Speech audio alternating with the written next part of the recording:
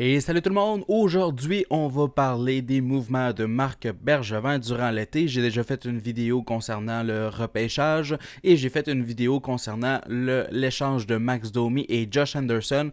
Sauf que par la suite, on a eu d'autres nouvelles comme celle que vous pouvez voir présentement. Josh Anderson a signé à 5,5 millions de dollars, ok, pendant 7 ans. 7 ans. Juste pour faire une comparaison qui est tellement facile.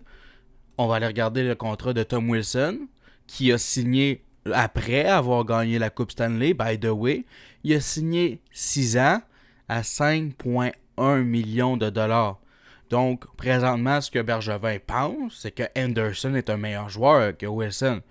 Parce que si tu fais la comparaison, ben, Anderson a un meilleur contrat. Donc, Anderson est meilleur dans la tête de Marc Bergevin. Donc, moi, la transaction, je l'aimais bien. Pour amener Anderson à Montréal, je l'aimais bien. Sauf que je me disais peut-être qu'on va le signer à 4,5 pendant 2 ans, 3 ans peut-être. Mais là, 7 ans, c'est un gros risque. Un gros risque. Je pense qu'on n'a pas appris des gros contrats à des joueurs qui sont physiques comme ça. Je pense à un certain Milan Lucic qui a ralenti beaucoup. David Clarkson a déjà eu un gros contrat dans le passé aussi. Pourquoi on prend on leur donne des gros contrats avec plusieurs années à des joueurs qui ont un style de jeu qui va décliner au cours des prochaines années? Aucune espèce d'idée. Je déteste cette signature-là. Le seul bon côté, c'est qu'on n'a pas mis une clause de non-mouvement et de non-échange sur le contrat de Josh Anderson. Donc, s'il arrive de quoi, ben, au moins on peut l'échanger. Cool. Cool. Mais je vous garantis que d'ici 4 ans, 5 ans, on va commencer à avoir un déclin du côté de Josh Anderson. Puis comme je l'ai dit, regarde, la comparaison est là. Hein? Wilson, c'est le meilleur dans son style dans la Ligue nationale. Oui, il est suspendu souvent, mais c'est le meilleur dans la Ligue. Pourquoi on donne plus que ce que Tom Wilson a présentement? Aucune espèce d'idée. Ça fait aucun sens selon moi lorsque tu fais cette comparaison-là. Très facile à faire. Donc, va falloir voir avec les prochaines années qu'est-ce qui va arriver. Par la suite, on a eu la signature de Tyler Toffoli, une signature que j'aime beaucoup plus.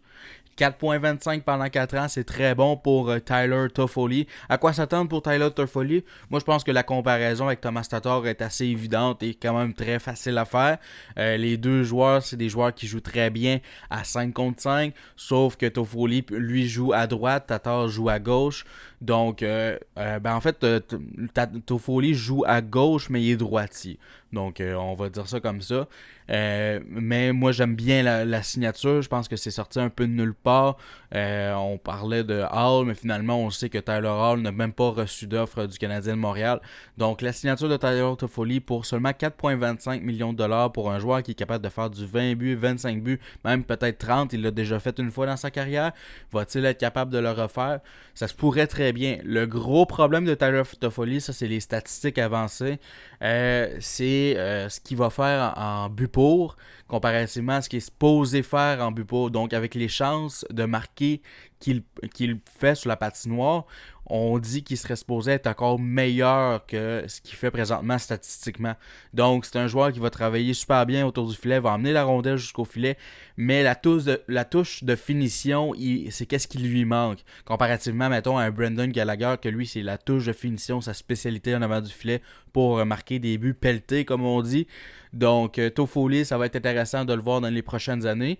Ce qui nous amène à l'alignement du Canadien de Montréal qui est très, très, très garni. Tasse-toi tout à l'heure. Va-t'en. Va-t'en. Va-t'en tout à l'heure. Merci. Ça devient un peu trop, là. Garni, ce top 6 là, ce top 9 là, finalement. Si on regarde ça, le premier trio, moi je pense qu'il va rester inchangé. Puis là, je vais premier trio entre parenthèses. Avec Julien, c'est comme un 1A, un B.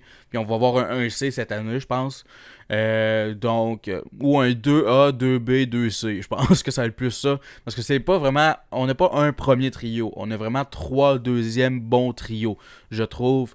Donc, moi, Dano, Tatar, Gallagher, je garde ça. Ça a fonctionné. Ils ont une chimie ensemble. Pourquoi séparer ça? Par la suite, sur l'autre trio, ça serait le trio de Suzuki. Moi, je mettrais par exemple Drouin. Les deux ensemble, ils ont bien fait lorsqu'ils ont été réunis pendant les séries éliminatoires. Et tu rajoutes Josh Anderson, une touche physique sur ce trio-là, ça pourrait avoir un bon impact, je crois. Et par la suite, on aurait le trio de Kotkaniemi avec Toffoli et moi je mettrais Armia. Ce qui nous amène là, présentement à un surplus. De un, on a trop d'argent de dépenser. On a 353 000 de trop au-dessus de la masse salariale.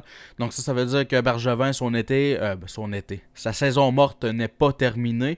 Donc, moi, je pense que ça pourrait être des joueurs comme Jordan Will, eux autres qui sont plus proches d'une transaction. Jordan Will, Byron à regarder aussi. Je pense aussi Brett Kulak. Brett Kulak, on pourrait le donner, je serais très content. Là. Lui, je le déteste. Pour faire rentrer dans la formation la saison prochaine, moi, je pense que ça va être Romanov. Puis, on va avoir une bataille au camp d'entraînement. Ça va être Yoson ou Cal Fleury qui va faire l'alignement. Donc, ça va être très intéressant à voir, même que... en fait, Mété, il est de surplus présentement aussi. Est-ce qu'on veut vraiment le garder en surplus? Je sais pas. Donc, on a un beau problème avec le Canadien de Montréal. Je pense que Bergevin vraiment met toutes les chances de son côté pour cette saison. Je pense qu'on peut avoir encore des très bonnes saisons pour Carey Price, peut-être 1 ou 2 ans. Même chose pour Weber. Donc, Bergevin veut tout donner pour aller chercher une Coupe Stanley dans les 2 prochaines années. C'est un peu l'impression que ça me donne parce que la saison prochaine, on va avoir beaucoup de contrats à donner. Juste Gallagher, si on a donné 5.5 à Josh Anderson, puis Drouin gagne 5.5, Gallagher peut demander du 6.5 assez facilement là, parce que c'est notre meilleur joueur du côté du Canadien de Montréal depuis plusieurs années. Donc là-dessus, c'est qu'est-ce qui va mettre fin à l'émission. Si vous avez aimé, si vous avez des commentaires, faites-le dans la partie des commentaires juste en bas. N'oubliez pas de peser sur le petit bouton j'aime, partagez, parlez-en à vos amis. Écoute, la chaîne grandit et si vous voulez voir plus de contenu, allez me voir sur la page Facebook de la Table du Hockey. La Table du Hockey, c'est un podcast. Donc là-dessus, je vais vous souhaiter une bonne fin de journée.